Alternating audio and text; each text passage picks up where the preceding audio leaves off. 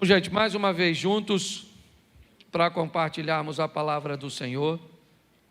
E de um tempo para cá, aos domingos, eu tenho ministrado uma série de mensagens, eu não sei, hoje eu vou até recapitular um pouco com vocês, que eu fiquei alguns dias ausente, mas o meu propósito tem sido falar sobre os ingredientes da vida, sobre aquelas coisas que, se colocadas na nossa vida da forma correta, no momento certo, nós podemos melhorar e amenizar muito a nossa passagem aqui na terra, que no que diz respeito à eternidade, dura muito pouco.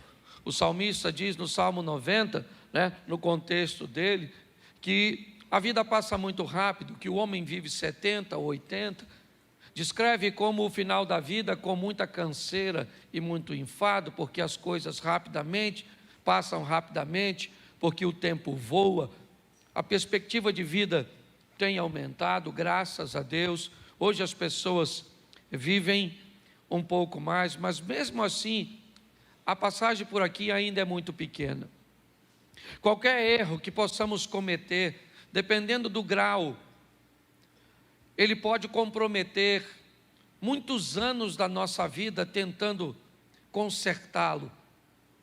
Muitas vezes uma dívida contraída num ano pode ser paga em 3, 4, 5 ou 10 ou não. Muitas vezes, para que esse erro seja apagado, algo precisa ser feito, um tempo precisa passar para que seu nome seja removido de um órgão de proteção a um crédito. Muitas vezes as pessoas acabam traindo, e muitas vezes uma traição faz com que nunca mais você tenha o mesmo nível de relacionamento. Tem coisas que você vive no passado que pode descredenciar você para sempre, para viver determinadas coisas no futuro. Por exemplo, quem aqui teve hepatite, levante a mão. Já teve hepatite? Levante a mão. A senhora, aqui também. Vocês podem fazer muita coisa por mim. Se eu caísse aqui agora, você poderia me ajudar a levantar. Se eu precisasse de um dinheiro, você poderia me emprestar. Mas se eu precisasse do seu sangue, você poderia me doar? Não, nunca mais. Mas você não tem hepatite, você já ficou curada, é verdade. Mas isso descredencia você. É muito importante nós entendermos que, por mais que venhamos a nos recuperar, tem determinadas coisas que podem nos descredenciar para sempre. Eu estou falando aqui usando uma patologia como exemplo, mas o que eu quero falar é de que muitas pessoas cometem erros gravíssimos e depois precisam levar muito tempo, deixam de viver para sobreviver. Então, se nós diminuirmos esses erros, se nós nos tornarmos mais assertivos, se nós nos tornarmos mais sensíveis à voz e às instruções de Deus, essa margem vai diminuir. Jesus disse: eu vim para que tenham vida e a tenham em abundância. Mas a mesma Bíblia que diz isso também diz que no mundo nós teríamos aflições. O que eu procuro mostrar para a igreja é que as aflições são inevitáveis, porém pontuais. Segundo a Bíblia, eu vivo uma vida abundante com dificuldades pontuais, e não uma vida pontual com dificuldades abundantes. É isso que muitas pessoas têm vivido, espasmos de felicidade, espasmos de conquistas. São sempre coisas esporádicas, porque o tempo inteiro são sofrimentos, o tempo inteiro é escassez, o tempo inteiro é dificuldade, o tempo inteiro é sofrimento, é solidão. Tem alguma coisa de errado. Não é isso que a Bíblia, o Deus que você serve, te propôs. O que Ele propôs foi uma vida abundante, e que volta e meia você vai sofrer. As aflições virão de forma bem pontual.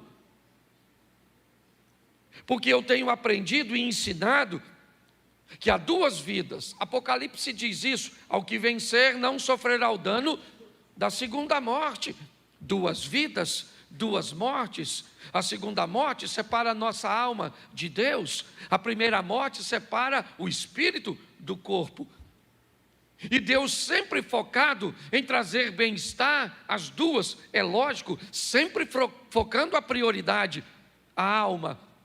Não temos aquele que pode matar apenas o corpo, mas temos aquele que pode matar o corpo e ainda matar a alma, separar a alma. Baseado nisso, eu peguei alguns ingredientes, já falei de 3, hoje é o quarto, são 8 na verdade. Já falei de fé, governo, pessoas e hoje falo de objetivos. Vou falar ainda de generosidade, legado, saúde e aprendizado. Mas só para recapitular aqui, o primeiro que eu falei, vocês lembram? Eu falei de quê?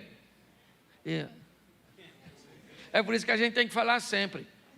Por muito tempo eu tive dificuldade de repetir as coisas, porque parece que quem repete não tem conteúdo, fica falando sempre a mesma coisa. Mas depois eu olhei para os evangelhos e tem 4. E 3 repetem a mesma coisa, para os crentes. Por quê? Porque sabia que os crentes iam esquecer. Então Marcos escreveu e disse, é desse jeito. Aí vem no Mateus vem desse jeito, aí vem o Marcos desse jeito, e vem o Lucas e desse jeito. E o povo ainda não lembra. Então o primeiro ingrediente é fé. Fala comigo, fé. Isso, esse é o primeiro ingrediente. Sem ela é impossível agradar a Deus. O justo viverá pela isso. Então fé é a primeira coisa que você precisa ter. Até o profeta Gilberto Gil já sabia disso. Quando disse, anda com a fé eu vou, que a fé não costuma falhar. E mesmo quem não tem fé, a fé costuma acompanhar. Pelo sim, pelo não. Então até o ímpio sabe. E tem os crentes que andam sem fé, tá certo? Então eu mostrei para você que ela nasce quando você ouve, certo? É isso. A fé vem pelo e ouvir a palavra de a fé torna tudo possível. Sim ou não? Tudo é possível aquele, mas possível não é realizável. Tem gente que me parece que confunde, porque está a fim de confundir. Porque se eu perguntasse a você, olha, domingo tem jogo no Maracanã, Flamengo e Vasco. Você vai? Você me responde assim, possivelmente. Você vai ou não? Fala para mim, se você me disser, possivelmente, você vai ou não? Nossa. Se eu perguntasse para você assim, olha, vou fazer uma festinha lá na minha casa, deixa eu se tirar do Maracanã, porque Maracanã é pecado. Então a igreja se constrange, e provavelmente tem botafoguenses e tricolores que não iriam mesmo, então nem se manifestou, tá certo? Mas vamos tentar de novo, fazer igual Jesus com a mulher samaritana. Falou de água, não dá certo, ele fala de marido. Vamos tentar aqui. Eu vou fazer uma festinha lá em casa na quarta-feira e eu digo para você, você vai? Você diz para mim assim, pastor, não vou dar garantia não, mas possivelmente eu vou. Você vai ou não? Vai ou não? Você não me falou. Você não falou nem que sim, nem que não. Então quando a Bíblia diz que a fé torna tudo possível, ela não está dizendo que Deus vai fazer e que não vai fazer. Ela só diz que quando você chega perto dele, o impossível se torna, mas não significa que ele vai fazer. Tem gente que vem para a igreja, um está morrendo de câncer, aí você vem, aí fala, meu Deus, ela não pode morrer, minha mãe, não pode morrer, ou é minha fé, eu tenho fé, chamou os irmãos, tudo. Até os cajaceiros vêm para a campanha, e vão embora, une a fé de todo mundo, aí a mãe morre. O que faltou?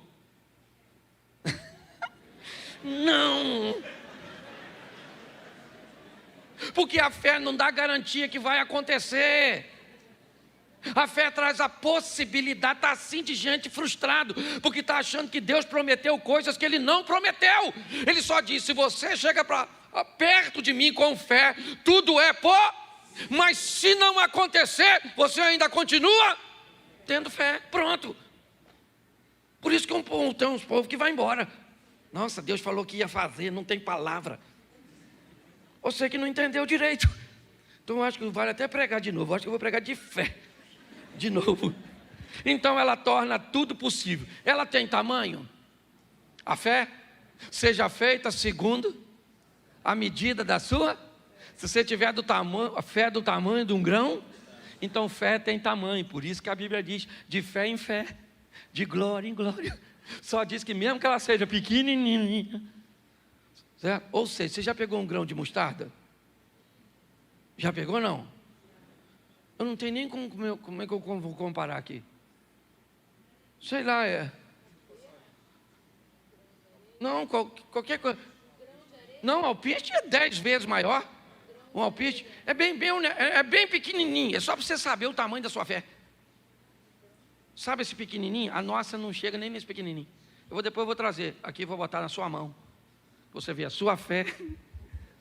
Então ela vai crescendo de fé em fé, de glória em. E de que tipo deve ser a sua fé? Ela tem tipo, claro. Me mostre a sua fé com as suas obras. E tenha uma fé realizadora. Fala, realizadora. Vou fazer como professor agora. O primeiro é isso, só para você não esquecer mais. Porque eu perguntei, você não lembrava?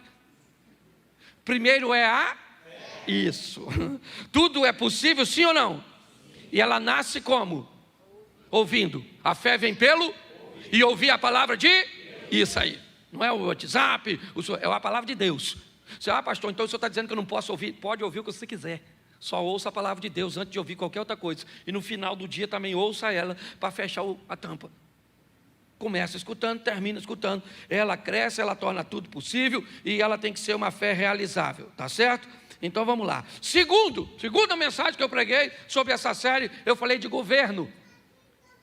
Porque o que tem de gente desgovernada, não governa o que come, não governa o que bebe, não governa o que fala, não governa o que compra. Tem que ir para uma clínica para ajudar você a ter governo. Pastor, eu vejo doce, eu fico doido. Pastor, eu vejo uma fofoca. Eu nem gosto de fofoca, eu gosto de leão marinho. Na verdade, mas vamos embora. Pare e pense, governo, está lá, a Bíblia diz, Deus criou 2 astros, um para governar e o outro para governar o primeiro para governar o dia é e o segundo para governar a noite é O que a Bíblia está dizendo é que se você quer ter uma vida equilibrada, aprenda a ter governo, quer de dia, quer de noite. Quer em momentos fáceis ou momentos difíceis, nunca perca o governo, nunca perca o controle, nunca entregue o controle de sua vida para um provocador, nunca entregue um controle de sua vida para outra pessoa. Quem controla a sua vida é Deus, tá bom, isso no âmbito, mas você tem que deter o controle. Um dia, um governador da Judéia, Herodes, entrega o governo da Judéia no momento diurno, no momento agradável, na festa de seu aniversário. Já falei isso aqui, estou repetindo, você deve lembrar. Para quem? Para uma menina, Salomé, uma dançarina. O governo inteiro, Herodes era chamado de rei dos judeus. O governador da Judéia, ele pega o governo da Judéia, entrega na mão de uma dançarina e diz para ela, porque ele tinha bebido, estava alegre, estava feliz, o momento é bom, porque tem gente que perde o governo quando emagrece, quando faz uma plástica, quando ganha um dinheiro. Basta clarear, basta melhorar que pessoas perdem o governo. A Bíblia diz que se está de dia, tem que ter sol para governar o dia, e se escurecer, tem que ter lua para governar a noite, porque tem momentos ruins, tem momentos de escuridão, onde a dor, a escassez, os problemas, e o que eu tenho nesse ambiente? Governo. Estava difícil para Jesus. Fala para seus discípulos, eu preciso do apoio de vocês, me ajude. Foi orar, quando voltou, eles estão dormindo. Jesus disse, olha, Pai, se possível for, a parte de mim este cálice. Estava escuro. Pilatos disse, se defenda. Ele disse: não. Os soldados disseram: desça da cruz. Ele disse: não. Estava de noite, mas ele tinha o governo. As pessoas o provocavam, dizendo: salvou os outros e não salva a si mesmo? Se você é o Cristo, desça da cruz. Se ele não tivesse controle, ele desceria para mostrar para os outros que ele podia, mas ele não era governado pelos outros, ele era governado por seu propósito. Jesus chama Judas de amigo e Pedro de inimigo, porque para Jesus, quem te faz o mal, te aproximando do seu propósito, inevitavelmente está te fazendo bem. Foi isso que José disse para seus irmãos: vocês não me venderam para o Egito, Deus é que me enviou na frente. O que vocês pensavam que estavam fazendo contra mim, estava fazendo a meu favor. Foi para isso. Governo. O que nós precisamos hoje é de pessoas que tenham governo. Governo para conseguir ler a Bíblia, porque tem gente que diz que não consegue. Deve ser muito caro. Ou você deve ter 24 horas por dia ocupada. Não lê porque não governa, não ora porque não governa, não jejua porque não governa, não estuda porque não governa, porque não poupa porque não governa, não oferta porque não governa, não dizima porque não governa, não tem um bom casamento por quê? Porque não governa, porque quem governa domina. Lembra que Deus está conversando com Caim sobre governo? O pecado, Caim, jaz à porta, batendo, mas a você, Caim, é determinado a você assumir o governo e dizer: eu abro ou não abro? É assim que funciona. Essa foi minha segunda mensagem. Minha terceira, eu falei sobre pessoas e mostrei o que são pessoas: um corpo, uma alma e um espírito. Mostrei que as necessidades de pessoas são sempre pautadas nessas três esferas, seja material, emocional ou espiritual. Quando Esaú perde a sua primogenitura para Jacó, naquela venda do guisado, o que ele tem é uma necessidade material, física. Ele tem fome. Quando Ananias e Safira se perdem, ou perdem o controle, o que eles têm? Uma necessidade emocional. O que eles querem é serem ovacionados, o que eles querem é ser, como é que eu vou dizer? Louvados, respeitados, porque estão fazendo o que todo mundo está fazendo, mas eles não querem fazer. Mas como aqueles que fazem estão sendo enaltecidos porque fazem, então eu vou fingir que faço aqui também. É isso. Isso acontece com todo mundo. É o Moisésinho que cobre o seu rosto para que ninguém veja o resplandecer do seu rosto, mas que depois de um tempo já não resplandece mais e ele não tira o lenço. Mas não tem mais o resplandecer no rosto, mas eu gostaria que todo mundo pensasse que ainda tem aparência, ela não é algo novo. Pessoas, nós temos a mulher cirofenícia que procura Jesus, não com uma necessidade física ou material, nem emocional, mas ela disse a Jesus: lá na minha casa tem uma menina que é minha filha e ela tem um demônio. Porque necessidades de pessoas, elas atuam nas três esferas: material, emocional e espiritual. O que nos aproxima de pessoas são afinidades, necessidades, certo? Sentimentos ou parentescos. Eu mostrei tudo isso, só estou recapitulando, porque hoje eu quero falar, e é nisso que eu quero gastar 20 minutos com vocês, para falar de objetivos. É minha quarta mensagem. Eu preciso que você entenda isso, porque muitas pessoas têm ouvido falar de sonhos. Sonhe, sonhe, sonhe. Você tem que sonhar, você tem que sonhar. Isso, quem não sonha, né, já morreu, então sonhe. Mas quando é que seu sonho vai virar um objetivo? Em algum momento, esse seu sonho, ele tem que se tornar um objetivo. Então eu preciso entender, se objetivo é a mesma coisa que propósito, vamos tratar assim, eu preciso entender que eu posso viver uma vida onde são os meus propósitos e os propósitos de Deus, ou eu posso viver uma vida que são os propósitos de Deus e os meus propósitos. Eu tenho um relacionamento não tão próximo, mas nós temos um tipo de amizade até bem legal entre eu e pastor Josué Gonçalves. Ele é reconhecido no Brasil como um pastor de família, e eu também tenho reconhecimento na mesma linha. E uma vez conversando com o pastor Josué, eu perguntei a ele sobre seu ministério, e ele me disse: Cláudio, para falar a verdade, eu olhei que não se falava, basicamente, só de família no Brasil. Então eu resolvi falar de família e pedi a Deus que abençoasse meu ministério. E eu falei: cara, o meu é totalmente o contrário. Eu nunca pedi a Deus para falar de família. Deus me colocou falando de família e isso virou meu propósito.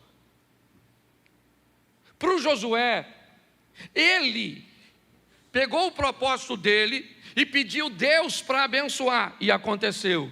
No meu, Deus me deu um propósito e eu tomei como meu.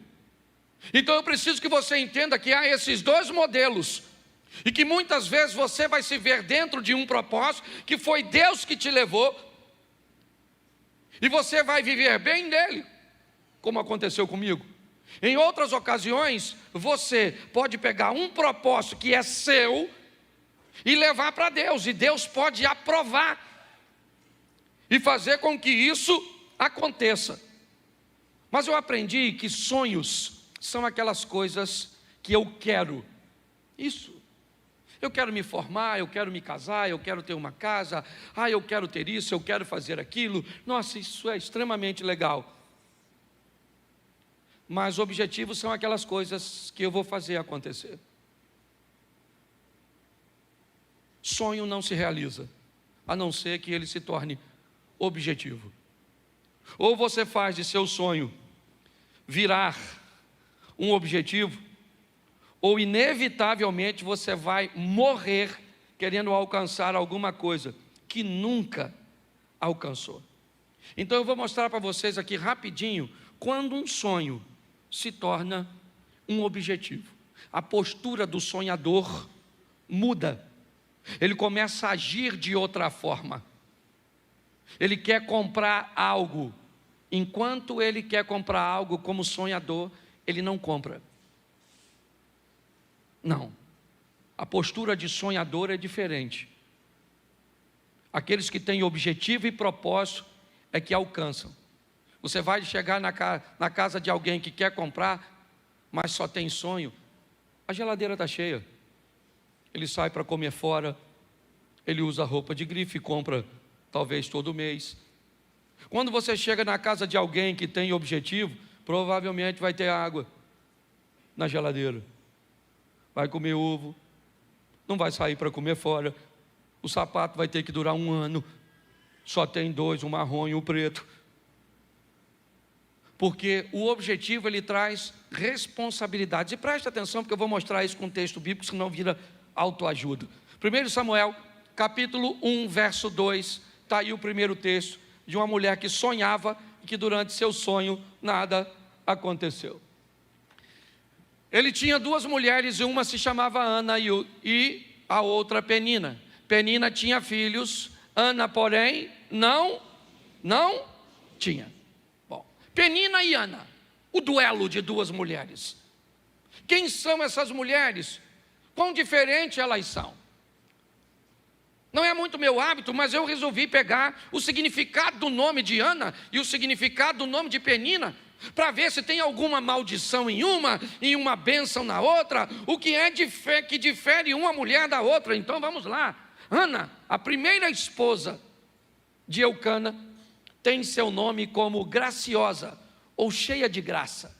Essa é a Ana. A segunda esposa é Penina. E o significado do nome de Penina é pedra preciosa, ou pérola? O que você acha, ou quem você gostaria de ser? Graciosa ou cheia de graça, ou pedra preciosa ou pérola? Tanto faz. Todas as duas são coisas muito boas, sim ou não? Qual é o grande problema dessas duas mulheres?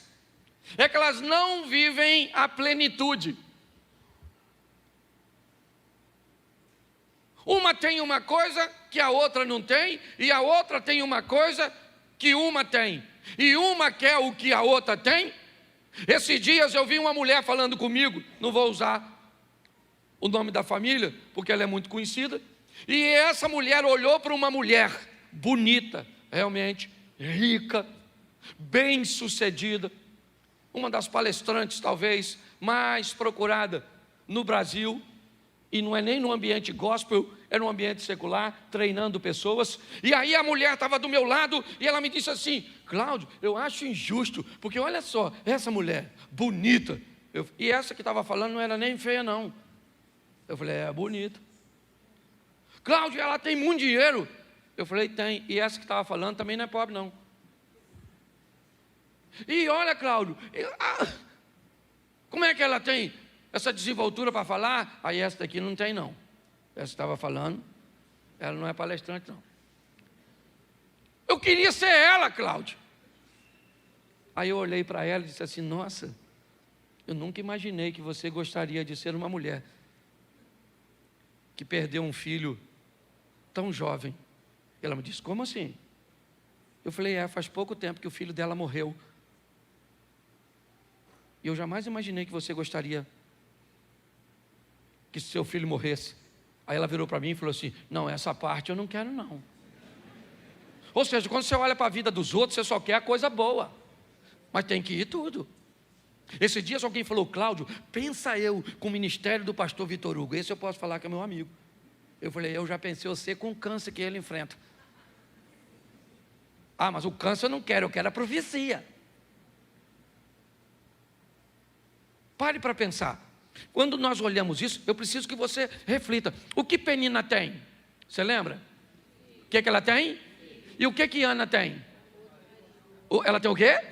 O amor do marido. O que Penina tem? E o que Ana tem? Penina, para ter filho, fez esforço? Sim ou não? Não, ela só teve. Bastava ver a cueca do Eucana. E a gente vai falar, tem que ser objetivo, ô irmão. Que esse dia eu estava pregando num culto, falei Eucana, tinha um cara no primeiro banco, sabe o que ele falou? Aí, pastor, Eucana também. Eu falei, não, não é isso não, maluco. Não é Eucana de bebida não. Tinha uns bebum lá no culto. Falei, sangue de Jesus tem poder. Mas presta atenção. Ana fazia esforço para ser amada? Sim ou não? Não. Penina fazia esforço para ter filho? E o que Penina quer? Vamos lá, gente. Me ajuda, eu sei que é chato, né? Nunca mais eu venho nessa igreja, então vai em outra. Porque eu peço para repetir mesmo, para gravar. Pelo menos você sai daqui depois e fala: rapaz, quase que eu preguei com o pastor. Toda hora falou comigo, fala, que eu achei que era eu que pregava. Penina tinha filhos, mas queria ser. E Ana queria ter, mas era. Uma queria ter filho e a outra queria. E todas as duas queriam tudo. E tudo não vai rolar. Você tem que aprender isso. O grande problema é que tem gente que consegue coisas que você vai conseguir com muito esforço. Porque Ana vai ter filho, sim ou não? Mas foi difícil. Porque chorava, ô mulher chorona. Chorava. E a outra também não era mole não, a tal da Penina. A Penina ficava futucando Ana. Sabe? Então coloca aí para você ver. 1:4. 1 Samuel, capítulo 1, verso 4. Olha que coisa. No dia em que Eucana oferecia sacrifício, dava porções à sua mulher Penina e a todos os filhos e filhas. Olha que coisa. Eucana dava oferta para Penina, sim ou não? Sim ou não? Agora vamos ver agora a Ana se recebia. Porque, olha só, e por quê? Mas a Ana dava uma porção, porque, apesar do Senhor tê-la, ele ofertava para quantas? Para as duas, mas uma queria tudo. Não vai dar para ter tudo, meu filho. Homem, por exemplo, ou é bonito ou é inteligente. Um homem bonito e inteligente. Não é homem, é mulher. Só a mulher agrega os dois adjetivos. Sim. Esse dia uma menina falou assim: pastor, eu quero um homem bonito, inteligente, rico, fiel, romântico. Eu falei: menina, se você achar o homem, já pega. Abra a mão dos outros requisitos, porque o homem já está difícil. É homem, pega. Se é feio, vai por mim, porque o troço está difícil. Então, qual é o grande problema das questões dos objetivos? Descubra qual é a sua métrica, qual é a sua medida. É isso.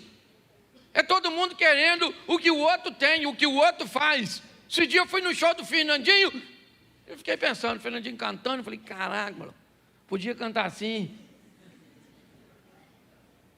Falei: podia cantar assim.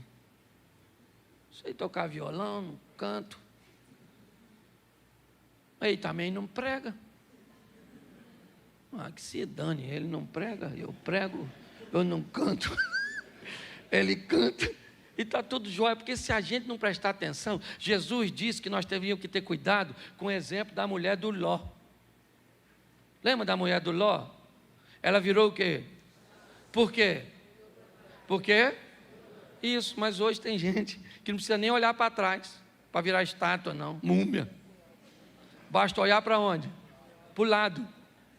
Nossa, ela emagreceu. Uma raiva disso. Porque o que ela perdeu eu ganhei. Preste atenção.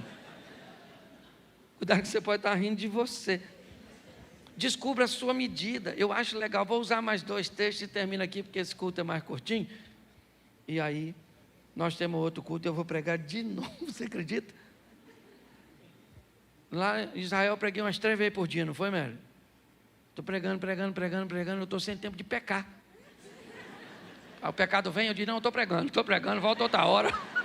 Porque está tão difícil, mas eu estou fazendo tanta coisa que eu estou... Para pecar eu tenho que dormir, que eu sonho, aí peco. Quando os sonhos viram o objetivo, as coisas mudam. Ana chorou o tempo inteiro, e o que adiantou? Nada, até que um dia ela foi para Siló. Ele falou: quer saber de uma coisa? Que dano essa penina, essa praga do Elcana, esse Eli que só vive sentado, esse sacerdotezinho preguiçoso. Hoje eu vim falar com Deus. Chegou lá, a Ana começa quietinha lá, e falando: Senhor, eu quero um filho, eu quero um filho, eu quero um filho. Eu quero um filho, eu quero um filho. Eu sempre quis um filho para mim, estava preocupado comigo, mas agora eu quero um filho para o teu reino. Eu quero um filho para que ele seja entregue para ti. E eu não quero saber. E a penina não teve tempo de provocar. O Elcana não teve tempo de dizer que ele era melhor. E aí o sacerdote olhou para ela e falou: e aí, Ana? Bebeu o quê, minha filha? Presta atenção. O sacerdote chamou ela de pinguça. É o Satanás ou não é? No sacerdote? Às vezes você pensa que o diabo não visita o pastor, não? Aliás, tem pastor que trabalha full time. Não é nem visita. Já é hospedaria. Aí o que aconteceu? Quantas vezes eu já falei besteira? Tem gente que acha que não. O pastor não briga com a mulher. O pastor não... Eu brigo, né, filho? Nós briga. Porque nós é gente. Você vai na nossa casa, está bagunçada. Entendeu? Porque tem gente morando lá, que ninguém vende vidinha perfeita não, meu filho. O bagulho é doido. Você sai daqui para ser crente, o Satanás está querendo impedir. É desse jeito que funciona. Esse dia o cara falou comigo: pastor, falar com o senhor, não olho para mulher nenhuma mais, graças a Deus estou liberto. Falei: então não anda comigo. Porque se passou uma mulher bonita, o meu olho tem que querer olhar. Eu é que falo: Cláudio, você é pastor, você é casado, sua mulher está escutando isso. Isso vai dar briga depois do culto. Ô gente, pelo amor de Deus, certo? Ana foi lá e conseguiu o propósito dela, sim ou não? Quando ela deixou de sonhar e transformou seu sonho num objeto. Então mais 2 textos e a gente termina.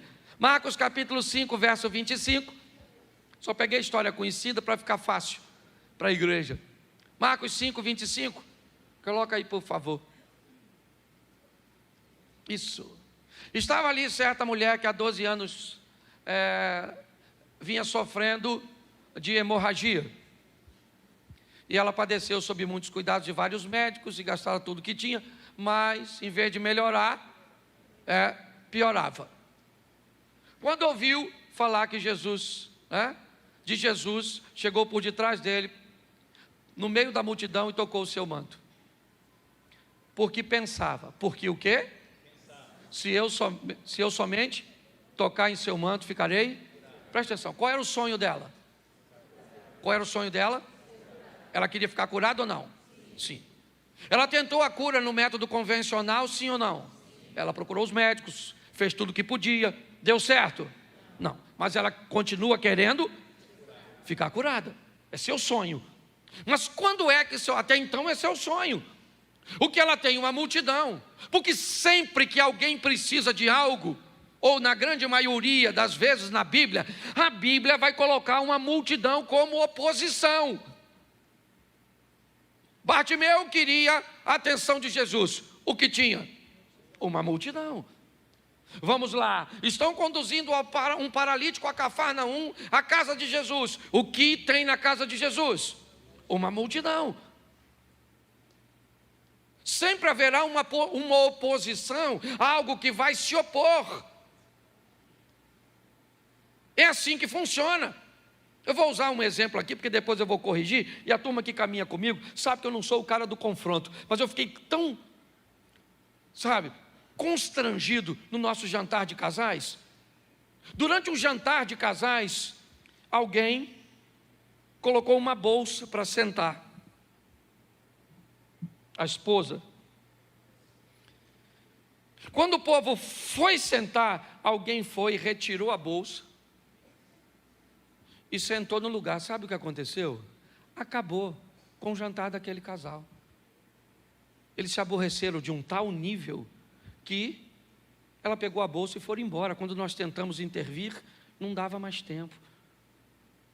Pastor, o que é isso? Isso é a oposição. Ela vai estar nos jantares, nos almoços, elas vão estar no trânsito, ela vai estar no vizinho, ela vai estar, é a multidão, é aquilo que busca separar você do Cristo. O que nós estamos vendo é uma mulher que olhou que tem uma oposição, o que ela disse: eu vou tocar nele, esse é meu sonho, e meu sonho se transformou num objetivo, e por ser um objetivo, eu não quero saber a quantidade de pessoas que tem, eu não quero a atenção dele, eu não quero parar, interromper sua comitiva, eu não quero nada, eu quero apenas alcançar o meu propósito, e eu coloquei na minha mente que se eu tocar nele, eu vou ficar curada, o que eu tenho fé, e eu vou lá, e toco nele. É isso que está acontecendo aqui.